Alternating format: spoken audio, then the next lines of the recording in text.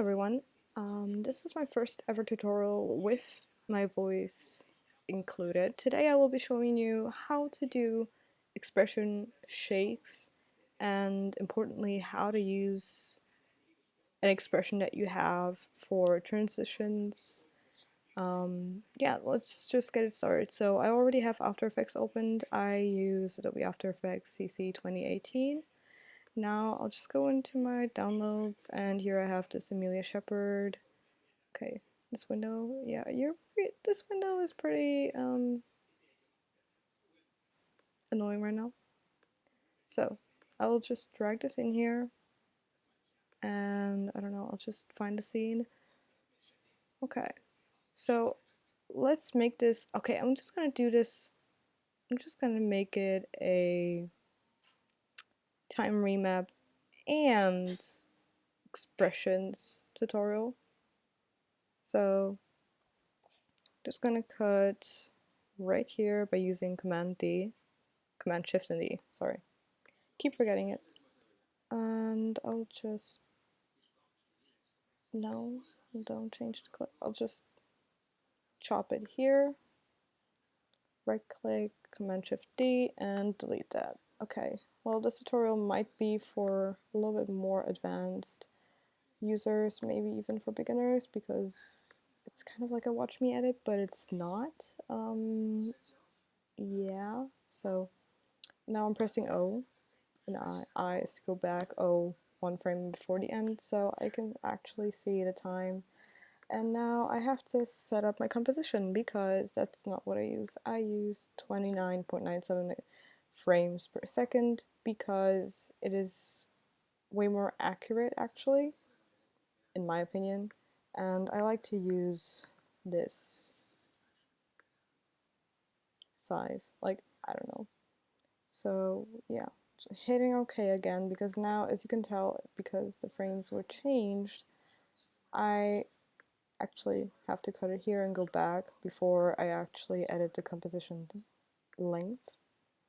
So now I'll just make it short, copy this right here, so another 0, and exchanging that for an 18. Great. So now what I'm just going to do is zoom in real quick by hitting S and just repositioning the clip because that's, like, just get it in frame. And yeah, now here it is. So what you want to do for a time remap is actually simple. You first off have to select your layer. Whoa, that was huge for a second. Okay, I'm new to Mac, but still. So now right click on your keyboard, go to time, and then you go to freeze frame. Hit that. And then now what comes in handy, hitting O on your keyboard, make sure to enable frame blending twice so it looks like this arrow here, and to enable the actual frame blending because otherwise it will look really choppy, I can promise you. Now to actually add another keyframe, this is the first one where it's literally frozen. So what you want to do is just drag it a few numbers, like just watch the clip as it goes, watch the expression if that's what you really want. Going back a little bit, so I have maybe a few seconds in this already. Then what you're gonna do is take this one keyframe and put it at the end, right at the end. Now highlight both of them, press F9 on your keyboard, and now you want to go into the graph editor. So my preferred graph for those kind of scenes is this one where it's just flowy and the clip looks a little bit more natural, like not really velocity like, but more natural. I'm going to show you what I mean by it. Just gotta disable the audio because I don't need it. So as you can tell, like, it jumps a little at the end and beginning, so it's more like as you can see that movement right here, it's a little bit more natural. So yeah. So now that you got the clip ready, you want to pre-compose it by clicking right here, right-clicking again, and then, oh, where it is, hitting pre-compose. And make sure to check move all attributes into new composition. I also like to, well, open new composition is optional, but adjust composition duration to time span of select layers should be ticked, because otherwise your composition is going to be just as long as this, and that's like even longer, and that's not what you want. So now I'm just going to rename it. I just hit Command A to select all of it, delete it, and I just name it 1. I hit enter, and there we go. Make sure to, oh, I did not enable motion blur. I forgot about motion blur. Re-enable motion blur right here, and yeah. So now let's get on to the fun part. So now, okay, this is a little bit shorter right here.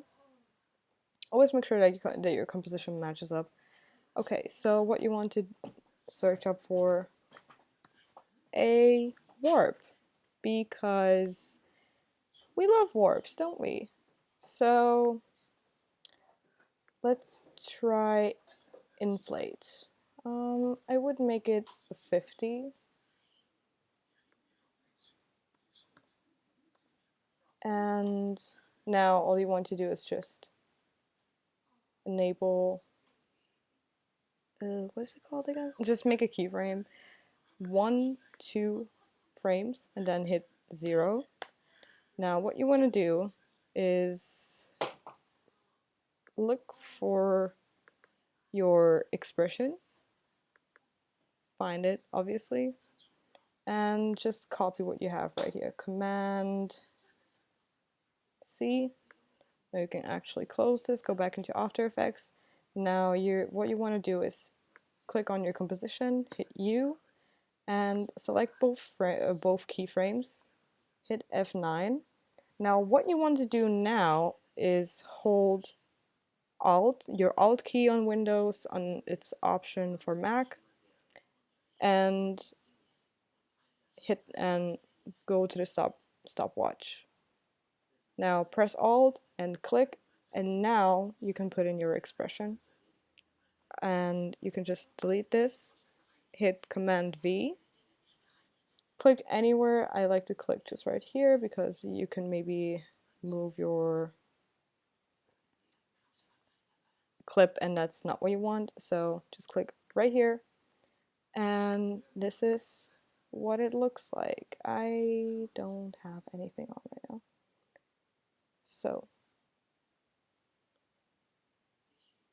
I don't really like using expressions for shakes or something, but you can totally do that.